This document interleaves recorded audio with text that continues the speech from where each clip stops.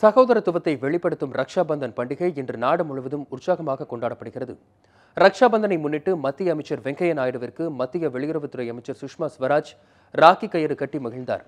வெங்கையா நாயுடுவிற்கு இனிப்புகளை வழங்கிய சுஷ்மா அவரது நெற்றியில் குங்குமம் வைத்து ரக்ஷா பந்தன் வாழ்த்துக்களை தெரிவித்துக் கொண்டார்.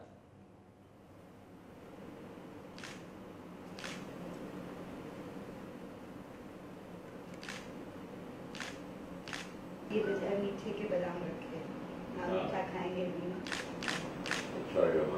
इतने मीठे के डब्बे की जगह बादाम रखे ताकि आप खा सकें। मैंने कहा मिठाई कुछ ये आप ही क्या है कि बहन को भी बांधते हैं। मेरा पर्सनल अकाउंट है कामना God bless you.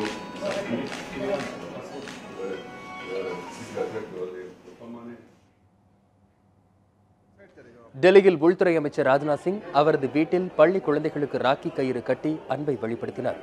பரிசு பொருட்களை பள்ளி குழந்தைகளுக்கு வழங்கிய ராஜ்நாத் சிங் ரக்ஷா பந்தன் வாழ்த்துக்களையும் தெரிவித்துக் கொண்டார். பின்னர் அவர்களுடன் ஒன்றாக புகைப்படமும் எடுத்துக்கொண்டார்.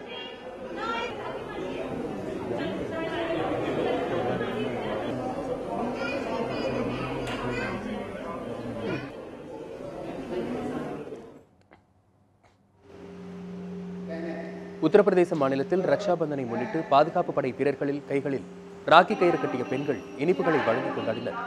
இதேபோல் பள்ளி மாணவிகள் காவலர்களுக்கு ராக்கி கயிறு கட்டி சகோதரத்துவ உறவை வெளிப்படுத்தினர்.